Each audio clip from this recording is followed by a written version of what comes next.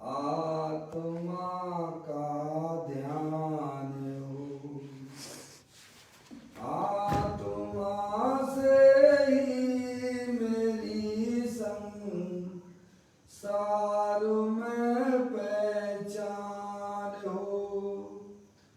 आत्मा में दिन उदय हो। आत्मा में रात हो। आत्मा अनुभव में आवे। आत्मा की बात हो।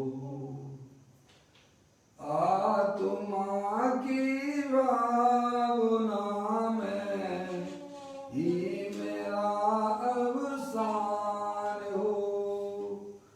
आत्मा के ध्यान में ही मेरा पुनरुत्थान हो। चिंतामणि सम स्वयं का चैतन्य तत्व महान है। निज का करूं मैं चिंतवन। निज का करूं श्रद्धान में। शुद्धात्मा ही देव है जो गुण अनंत निधान है। मैं स्वानुभव में देख लूं। आत्मा स्वयं भगवान है। मैं स्वानुभव में देख लूं। आत्मा स्वयं भगवान है। लम्युण जन्म वीरम अनंत वर्णान दंसन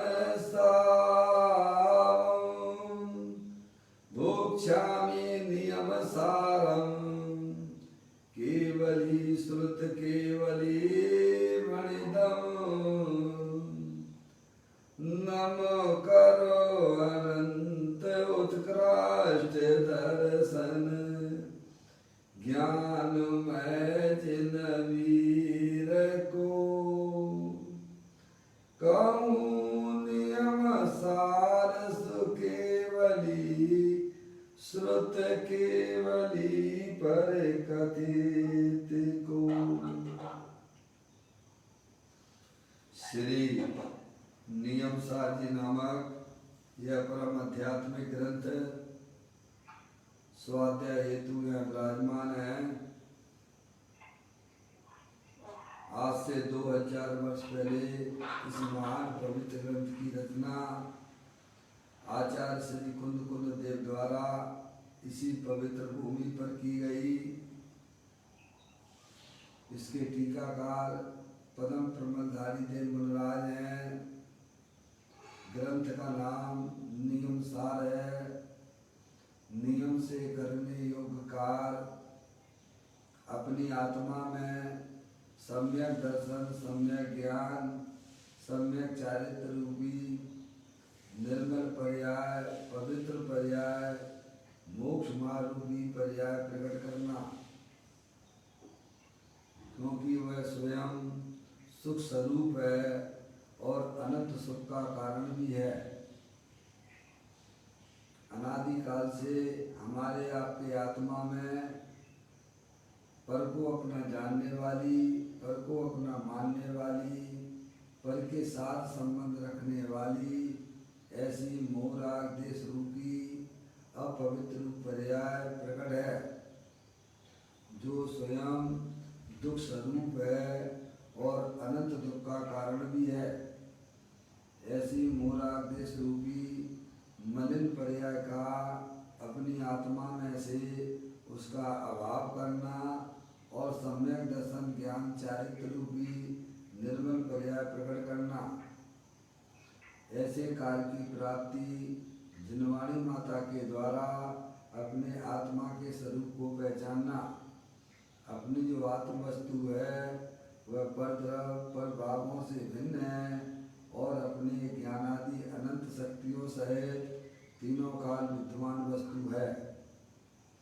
ऐसे गायक प्रभु परमात्मा का जिनवाणी माता के द्वारा परिचय करके तत्पश्चात अंतरोन्मुखी योग के द्वारा शरीर रागादिक पर पदार्थों का लक्ष्य छोड़ के अंदर जो अखंड ज्ञान ज्योति स्वरूप भगवान आत्मा है उसका अपना जानना, उसे ही में ही अपनापन स्थापित करना और उसमें ही अपनी पर्याय को मग्न कराना, इसी को अरिहंत परमात्मा धर्म कहते हैं। देखो उसकी चर्चा आचार्य भगवंतों ने एक एक गाथा, एक एक टीका और कलश के माध्यम से हमें अपने आत्मा के स्वरूप को समझाया है। यहाँ पर नियम साजी ग्रंथ का चौथा अधिकार व्यवहार चालित अधिकार चल रहा है, जिसमें मुनिराजों के 28 मूल गुणों की चर्चा आई है। व्यवहार चालित अधिकार है ना। पंच महाभारत पंच समिति की चर्चा करने के बाद यहाँ 66वें नंबर की गाथा में गुप्ती का स्वरूप आया है, वह भी अपन ने पढ़ा। अब यहाँ कलश की चर्चा चल रही है, उसका प्रारंभिक पाठ करते हुए आगे चर्चा को बढ़ाएंगे। जो परमागम कथित अर्थ का चिंतक विचेंद्री है, बाह्यंतर संग रहित जिन पद ध्याता को गुप्ती कहे। मुनराज की गुप्ती का स्वरूप चल रहा है। किसे कहते हैं कि मुनराज का मन परमागम के अर्थ से के चिंतन में युक्त है। मन यानी उपयोग है ना, जिसका मन परमागम के अर्थों के चिंतन युक्त है। समझ आप। फिर कहती है कि कैसे हैं वे मुनिराज जिन्होंने भी जितेंद्री है, यानी जिन्होंने भी यानी विशेष है इंद्रियों को जीत लिया है। 5 इंद्रिय और मन और उसके विषयों को उन्होंने विशेष रूप से जीत लिया है। जितेंद्री बना तो चौथे गुण स्थान से ही प्रारंभ हो जाता है। समझे आप। सम्यक दृष्टि जीव है, वह भी इंद्रियों को जीतने वाला है, लेकिन मुनिराज का लेवल उससे थोड़ा ऊंचा है, इसीलिए बी शब्द का उपयोग किया गया है। बीज जितेंद्रिय है। कैसे है वे मुनिराज, उन्होंने जो है इंद्रियों को विशेष रूप से जीता है। समझे आप। फिर कहते हैं कैसे है वे मुनिराज कि बाह्य तथा अभ्यंतर संग रहित है। बाह्य में जो है, बाह्य में वस्त्र पात्र आदि से रहित है और अंतरंग में रागादिक परिणतियों की भी संगति उनको नहीं है। ऐसे मुनिराज का अंतरंग और बहिरंग स्वरूप हुआ करता है। और वे कैसे है, श्री जिन चरण के स्मरण से संयुक्त है। 24 घंटा उनकी पर्याय में जिन्हें देव परमात्मा की भक्ति चला करती है। समझ में आया भैया। उसे सदा मुक्ति होती है। हमने इस प्रकार का मुनिराज की पर्याय का लेवल हमने आपको बताया है। समझ में आया। अब देखिएगा इसी के ऊपर पूज्य गुरुदेव श्री प्रोफेसर रतन चिंतामणि चलता है ना अपना, तो यहाँ पर पूज्य गुरुदेव श्री ने इसी कलश के ऊपर जो अपना भाव व्यक्त किया है इन लाइनों के ऊपर, उन्हें अपन पढ़ लेते हैं। देखें कहाँ तक आ गए थे अपन। चलिए 183वें नंबर के पेज पर आ जाइए आप। ऊपर से ही प्रारंभ करते हैं, है नहीं। राग अपने में है, इस कारण इस अपेक्षा से उसे निश्चय कहा। समझिए आप निश्चय व्यवहार का बहुत बढ़िया स्वरूप वाला आया था, अगर आपको ख्याल में हो तो, है नहीं कि पहले कहा था निमित्त रूप व्यवहार कारण कहा था। निमित्त रूप में क्या लिया था? देव शास्त्र गुरु ली थी, ठीक है। और उसके सामने रखा था अपना राग। क्या रखा था? राग। अपना राग, शुभ राग, समझ में आया? उसे निश्चय कारण कहा। फिर आगे दूसरे नंबर में कहा कि जो अपना राग है वह हो जाता है व्यवहार और निश्चय हो जाता है शुद्ध परिणति, है ना। और फिर जो है तीसरे नंबर पे कहा कि शुद्ध परिणति हो गया व्यवहार और अपना शुद्धात्मा हो गया निश्चय कारण। समझ में आया? मोक्ष का कारण की बात की जा रही है, समझ में आया? तो इस प्रकार से अगर आप निश्चय और व्यवहार के स्वरूप को समझ गए हैं, और समझना ही पड़ेगा क्योंकि इसके अलावा कोई चीज़ नहीं है दूसरी। मसीह निश्चय और व्यवहार की चर्चा कल अपन ने बहुत सुंदर तरीके से समझी थी। अभी वह चर्चा आगे भी है नहीं? थोड़ा पढ़ लेते हैं, देख लेते हैं। राग अपने में है, इस कारण इस अपेक्षा से उसे निश्चय कहा है, और उसमें कर्म निमित्त है, इस कारण उसे व्यवहार कहा है। परंतु जब शुभराग को व्यवहार कहना हो तब निर्विकल्प शुद्ध परिणति को निश्चय कहते हैं और शुभ राग को व्यवहार कहते हैं।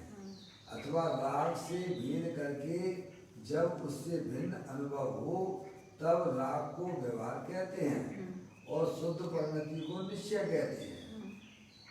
और तथा जब निश्चय मोक्ष मार्ग हो अर्थात शुद्ध परिणति को व्यवहार कहते हैं, तब त्रिकाली द्रव्य को निश्चय कहते हैं। देखो ऐसे भेद हैं परमागम में। इस प्रकार की चर्चा आपको जहाँ जैसी मिले उस हिसाब से प्रसंग अनुसार समझ लेना चाहिए, है। जहाँ जहाँ जो योग है समझियो ते आत्मार्थी का तो यही लक्षण है। जिस अपेक्षा से जो बात आ रही है उसको उसी अपेक्षा से समझेगा तो कहीं भी लड़ाई झगड़े के कोई कारण होते नहीं है। अज्ञानता में ही जो है वाद विवाद हुआ करते हैं। समझ में आया? देखिएगा अब यहाँ पर चर्चा अब आगे अपनी बढ़ती है। ये चर्चा कल अपन ने थोड़ी की थी, अब चर्चा को आगे अपन पढ़ लेते हैं। परमार्थ वचन का में यह कहा है, परमार्थ वचन का है टोडरमल जी को समझ गया। मोक्ष मार्ग प्रकाशन में परमार्थ वचन का में यह कहा है कि निश्चय निर्विकल्प मोक्ष मार्ग साधन है। निश्चय निर्विकल्प मोक्ष मार्ग साधन है, वह व्यवहार है। निर्विकल्प मोक्ष मार्ग है अर्थात सम्यक दर्शन ज्ञान चारित्र रूप वितरागी दशा भी व्यवहार है, क्योंकि वह पर्याय है और पर्याय वह व्यवहार है। अपने में भेद में पड़ा इसीलिए पर्याय व्यवहार है। इसी कारण मोक्ष मार्ग भी व्यवहार है। अरे सिद्ध पर्याय भी व्यवहार है क्योंकि वह पर्याय है, जबकि त्रिकाली द्रव्य निश्चय है।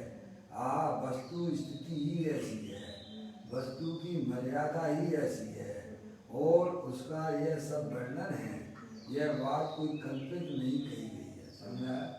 परमात्मा वचन का में मोक्ष मार्ग प्रकाशन में भी यह बात पंडित टोडरमल जी साहब ने हमें समझाई थी कि जो है निर्विकल्प पर्याय जो है शुद्ध परिणति है, उसे व्यवहार कहा गया है। समझ में आएगी? तो अन्य व्यवहारों की क्या बात करना, उत्कृष्ट जाति का सब ग्रंथों में लिखा पड़ी है, समझे नहीं आप?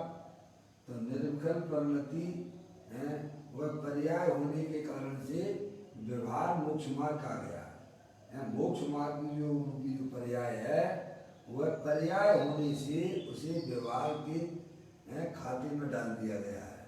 और निश्चय में तो अपना एक जो त्रिकालिक ध्रुव भगवान आत्मा जो अनंत शक्तियों के भंडार वाला है वह वास्तव में निश्चय है, निश्चय कारण है। अब आपको समझ में आ गई होगी, आगे फिर पढ़ते हैं। देखें, प्रवचन सार गाथा 189 में तो सुराग विकार को भी निश्चय शुद्ध नहीं कहा है। आपको ऐसा लगे देखो भाई साहब आचार्य कौन देव तो ये कह रहे हैं, अरे बहुत सारी बातें ये भी कहा है, समझ नहीं आया कि निश्चय मोक्ष मार्ग की पर्याय व्यवहार है, समझ नहीं आप।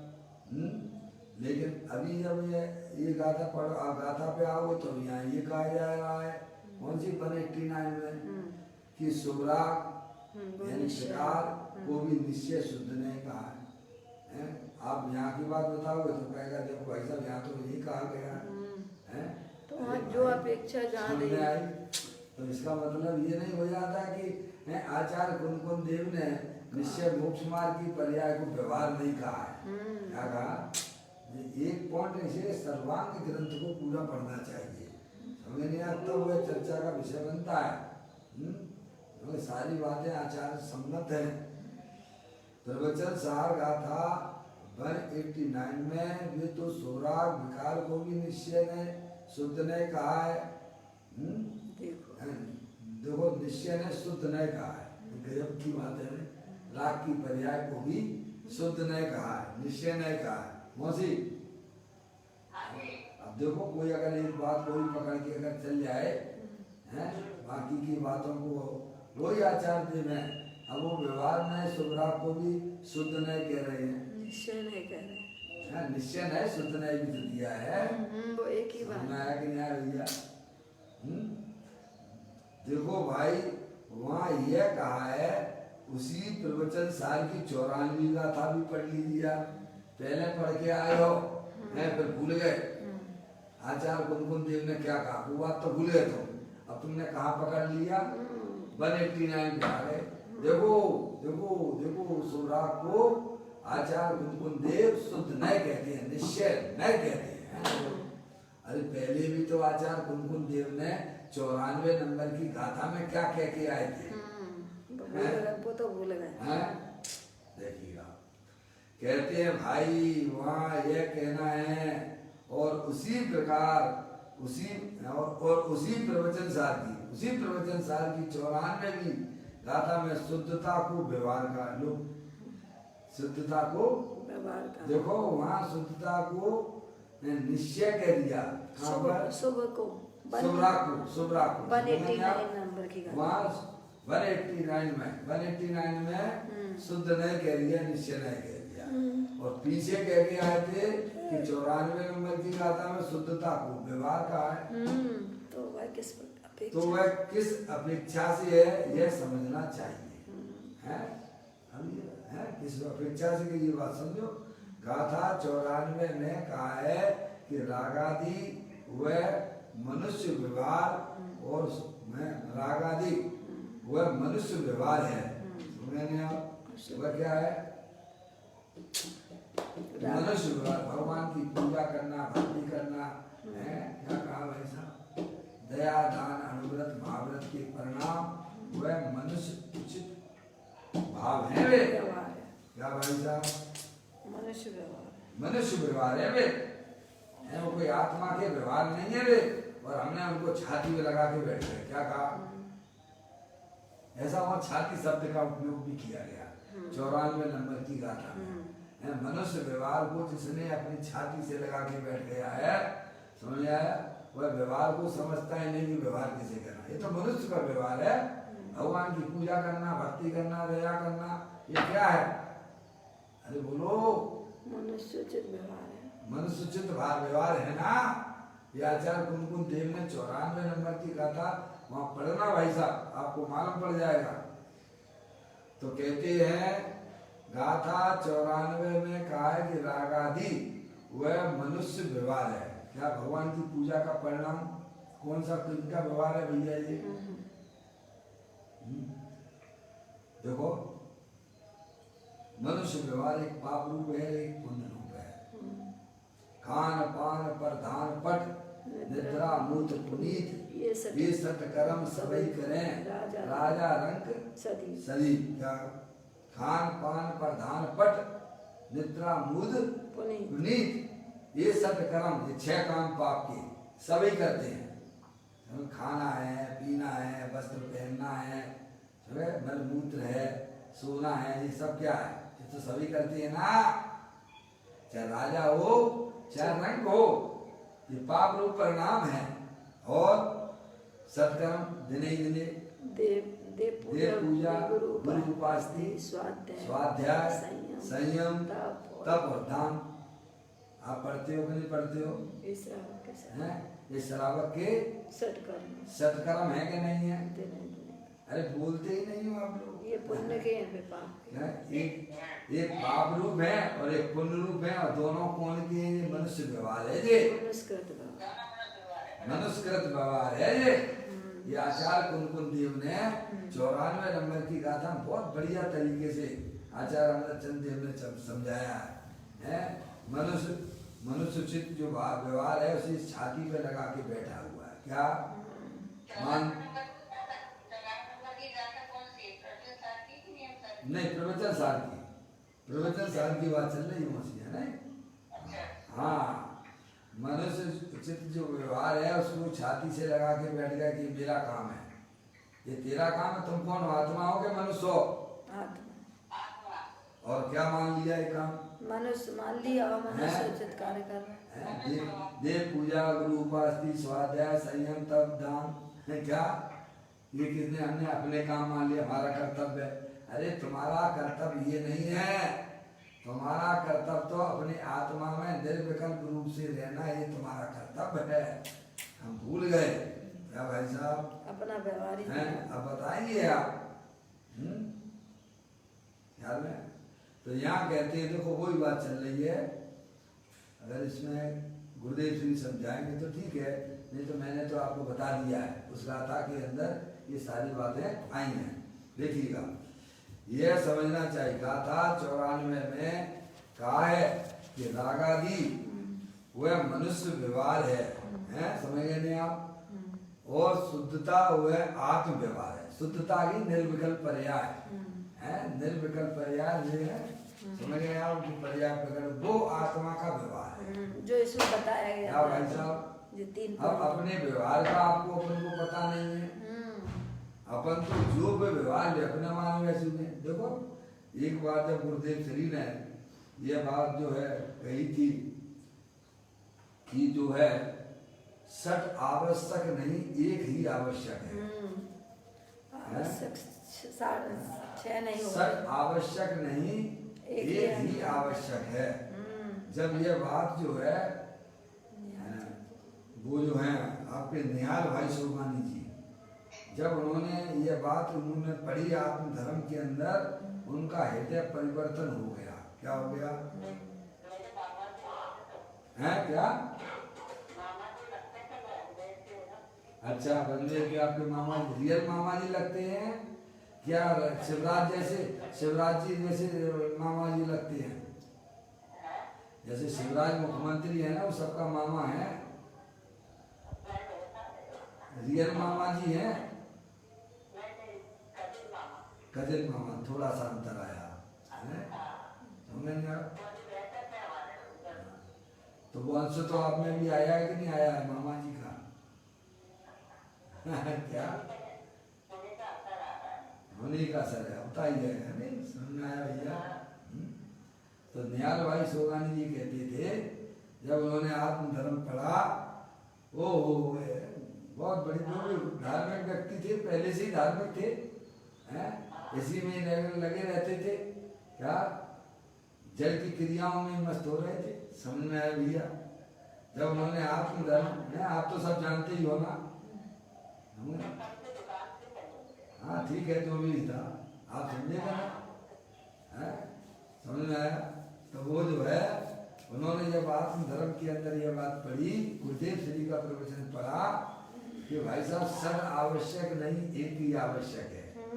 अरे ये क्या कह रहे हैं? हम तो पूरी जिंदगी यही पढ़े हैं कि हमारे तो 6 आवश्यक है। मौसी कौन कौन से? देव पूजा, गुरु बस्ती, स्वाध्याय, संयम। हाँ बोलो भाई, पप्पू भैया कितने आवश्यक हैं हमारे? अरे ये सब मनुष्य चित्त हैं। हाँ अरे यहाँ कह रहे विवाह तो तुम्हारा है ही नहीं है, मनुष्य उत्कृत है।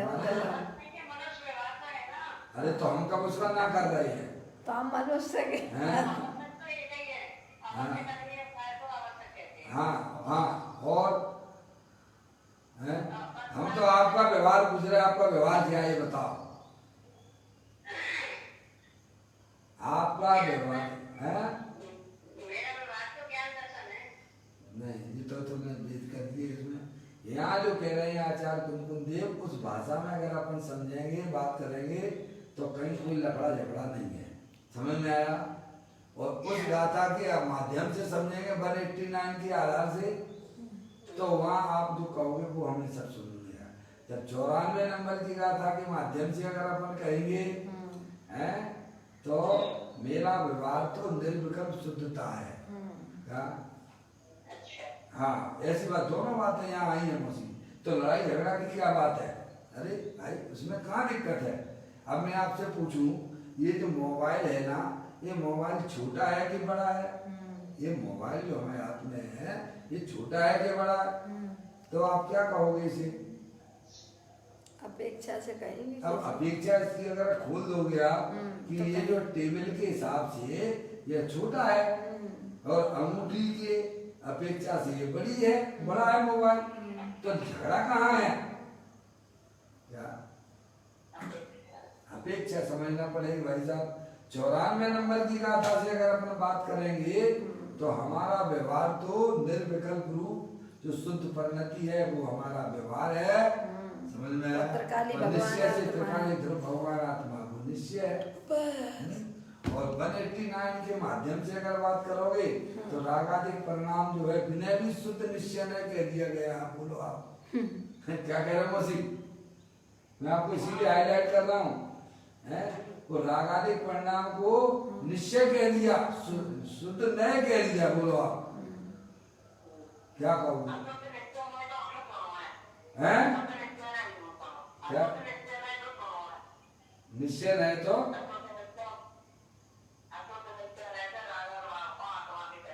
और ये शुद्ध से कह रहे हैं, शुद्ध नहीं से? हम का समझे यहाँ लिखा पढ़ी तो बराबर है। अरे भाई अपना राग है ना, इस अपेक्षा से मम्मी। अभी अभी आपको अभी अपन सब पढ़ के आए हैं, देखो फिर भूल गए अपन। कल अपन ने इसी पे चर्चा की थी। निमित्त को व्यवहार कहते हैं और निश्चय से अपना राग है इसीलिए उसे निश्चय कहते हैं। और वो भी कैसा नहीं, यहाँ अशुद्ध निश्चय नहीं भी कहते हैं मम्मी, उसका निषेध नहीं है। लेकिन यहाँ जो ये गुरुदेव श्री कहते हैं वो शुद्ध नय है। क्या? निश्चय नय है, किसको? रागादि भावों को।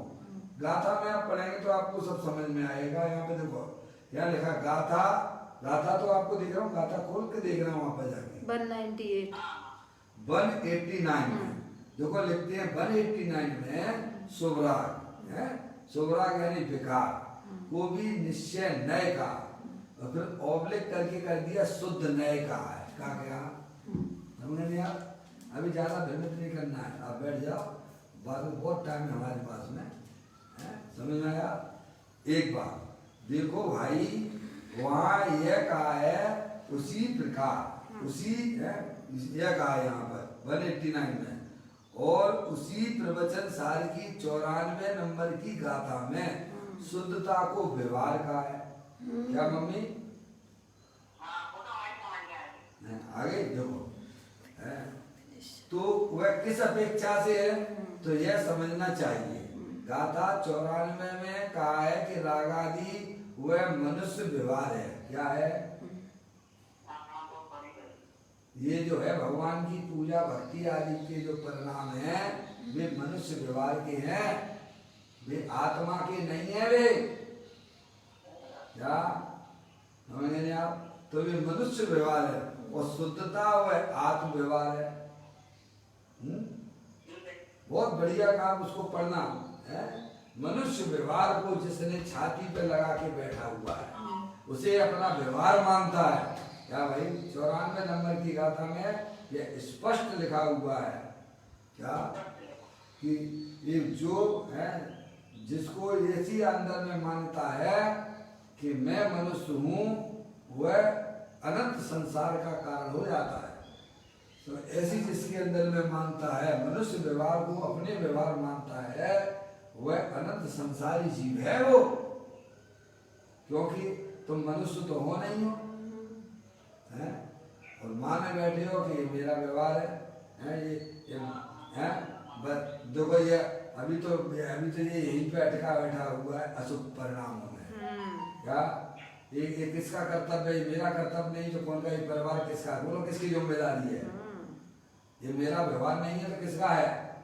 अरे मेरे पत्नी है, मेरे बच्चे हैं भाई साहब, ये मेरा कर्तव्य है कि नहीं उनको सही ढंग से नाइट पे लाने का? नहीं है, जो विपरीतता चल रही है। अरे बोलो, पहले तो मनुष्य ही नहीं होते हैं, फिर तो हैं? व्यवहार कैसा है? ये सब संसार के हैं उसको अपना कर्तव्य माने बैठा हुआ है। यहाँ तो कहते हैं कि तेरी पर्याय में भगवान के प्रति रागाधिक परिणाम होते हैं, षट आवश्यक रूप से होते हैं, वो भी तेरा कर्तव्य नहीं है। तेरा कर्तव्य देखो आत्मा में एक कर्तव्य नाम की एक शक्ति आई है, कर्तव्य नाम की, समझ में आया? 42वें नंबर की शक्ति है। कौन सी? 42वें नंबर कर्तव्य नाम। अरे आचार्य अमृतचंद देव ने 47 शक्तियों में एक 42 नंबर की शक्ति जिसका नाम है कर्तव्य शक्ति। क्या? निर्मल दशाओं को करे ये आत्मा का धर्म है। क्या है? क्या है हमारा कर्तव्य? निर्मल दशाओं को प्रयोग करना। निर्मल दशाओं को करे ये आत्मा का धर्म है, ये हमारा कर्तव्य है समझ में आए? और उसे वह व्यवहार कहा गया है। क्या कहा? निश्चय से तो मैं तो अपने राजा बने त्रिलोकीनाथ राजा हूँ, है समझे? मैं तो अपने आनंद में मस्त हूँ, मुझे किसी से लेना देना। क्या कहा भाई साहब? अपने गायक प्रभु परमात्मा में जाके बैठ जाओ। समझ में आया भैया? इतना भार भी, पर्याय का भी भार आत्मा अपने ऊपर नहीं लेता है, वो तो त्रिलोकीनाथ राजा है। हम कहाँ हमारी पर्याय अटकी पड़ी हुई है। देखो यहाँ कहते हैं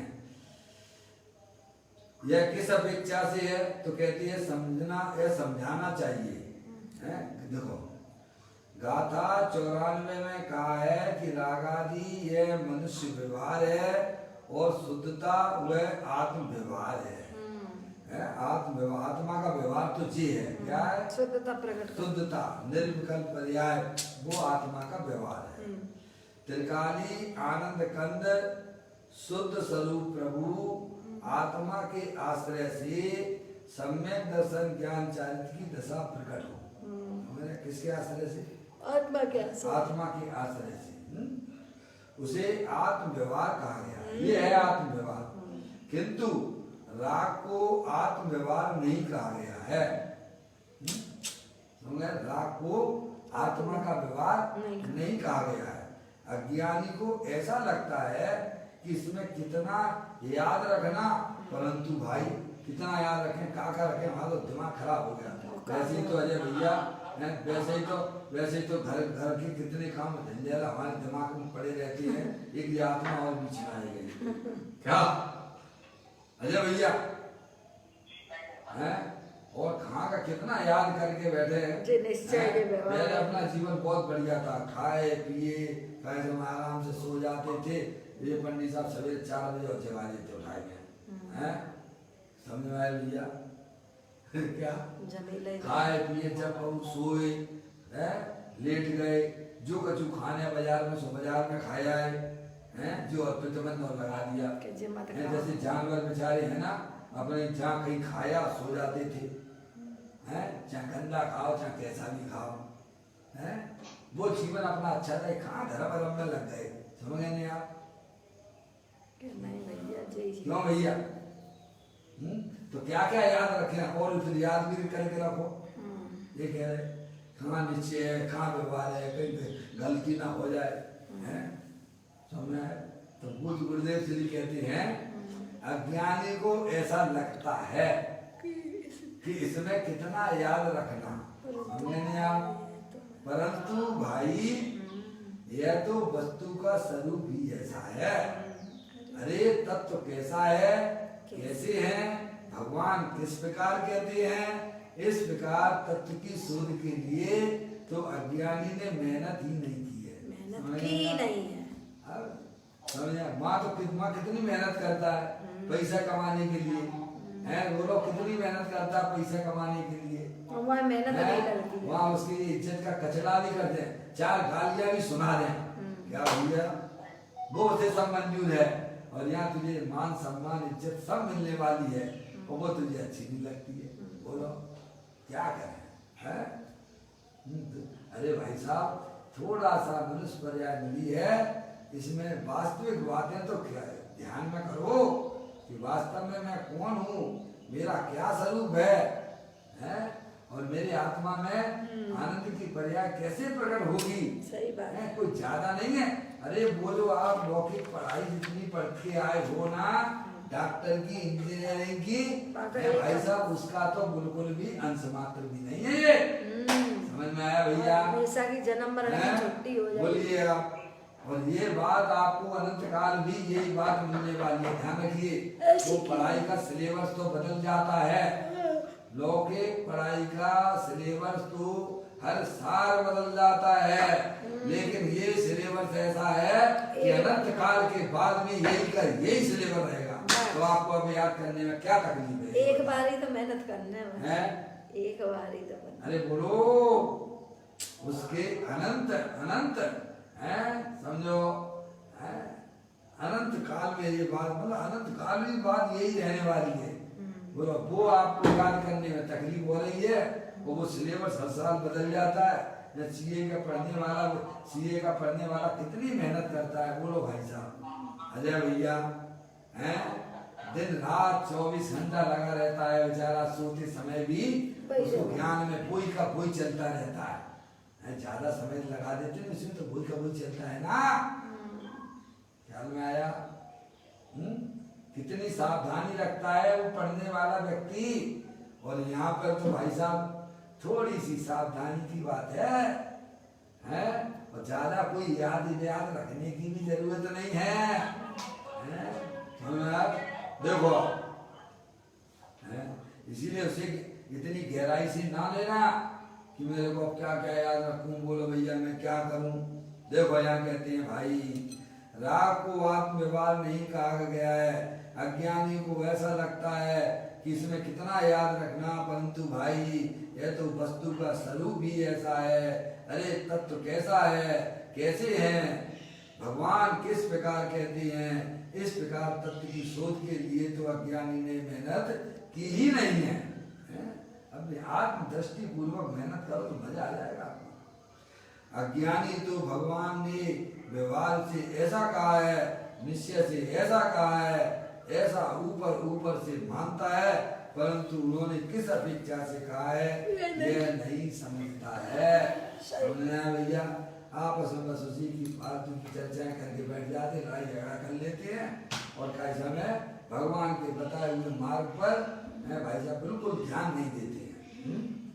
अब देखिएगा यहाँ एक कहा है कि त्रिकाली द्रव्य के आश्रय से सम्यक दर्शन ज्ञान चारित्र की परिणति प्रकट हो। क्या?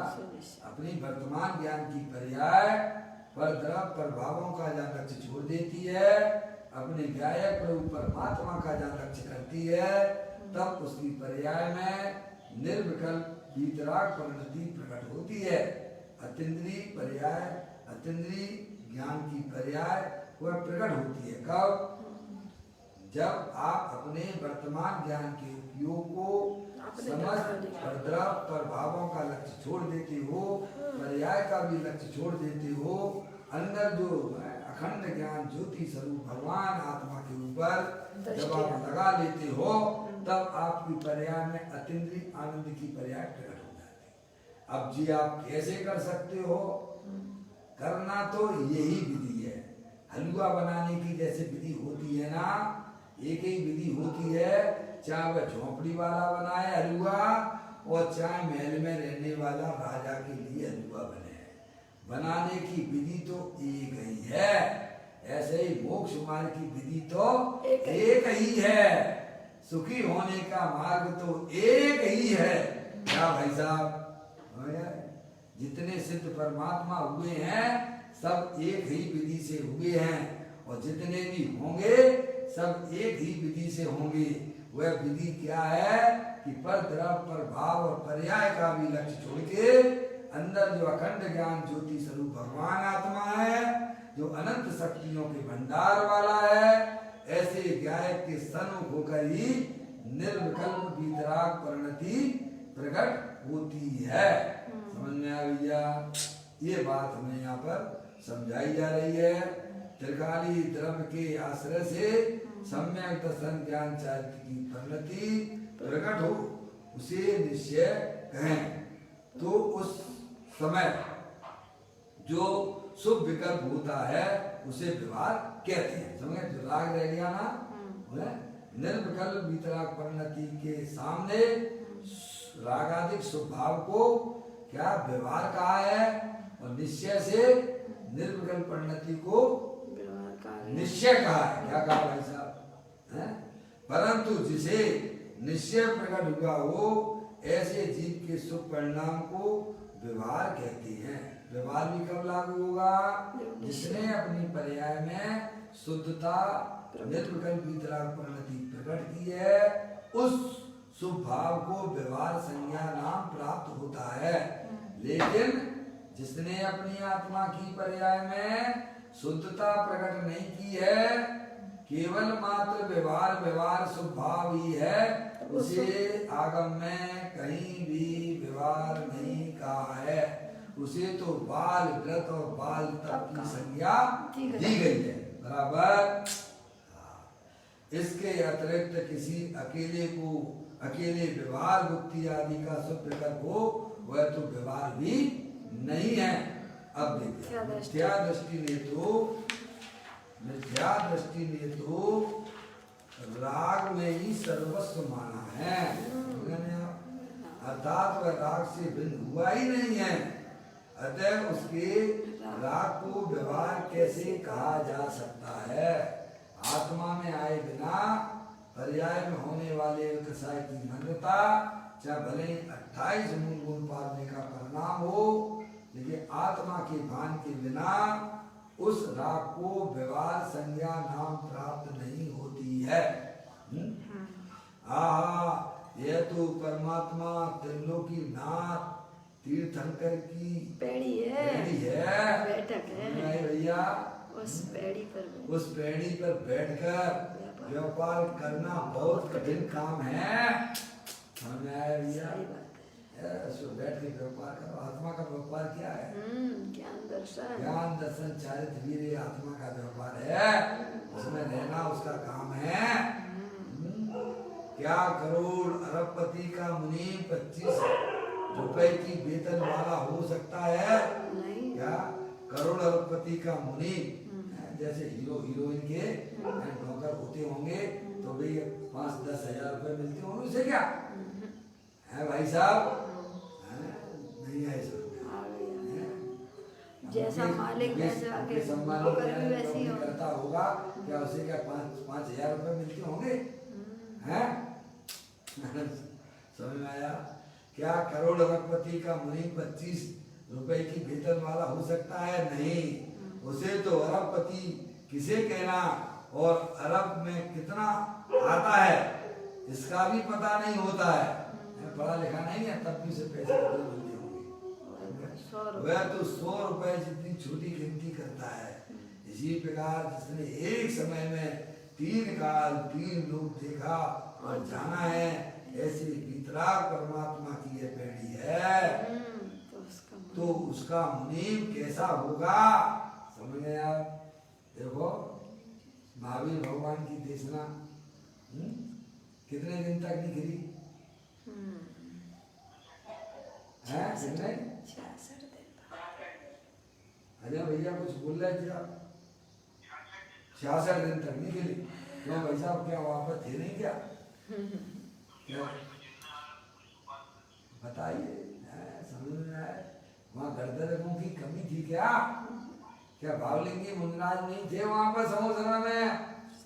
अरे सब थे, पर उनकी वाणी को झेलने वाला ऐसा कोई गर्दन नहीं था। समझ में आया? वो तब गर्दन थे, समझे?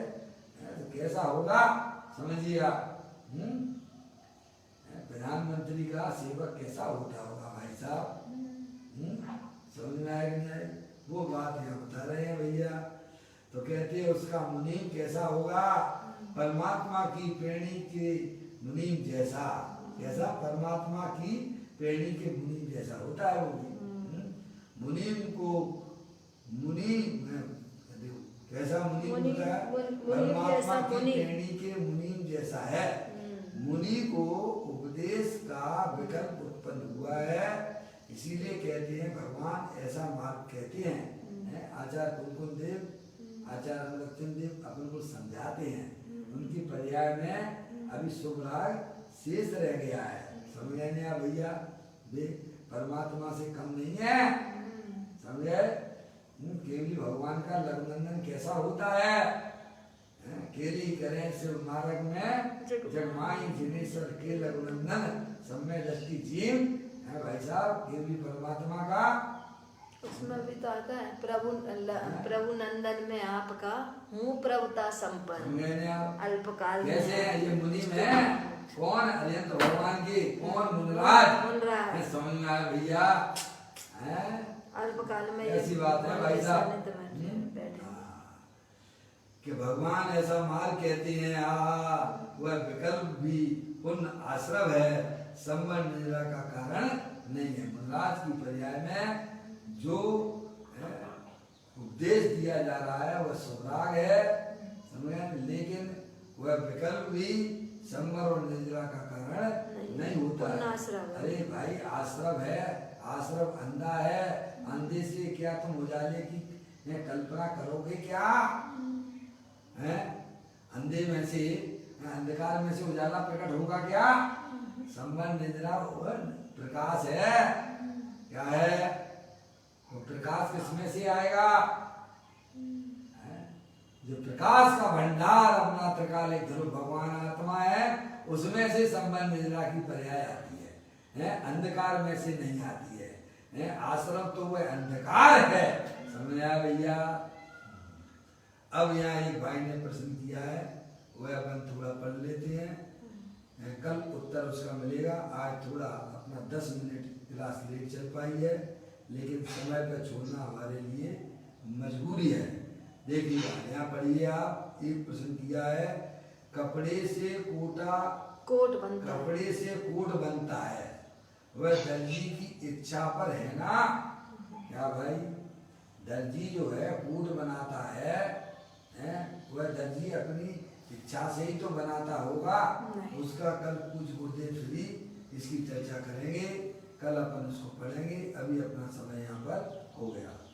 निज निज जो मैं बताई ये अनंत अनंत उपकार है, उसके लिए जिन वाणी मांगो वंदना सतबार है, वंदना सतबार है। 9 बार नमो का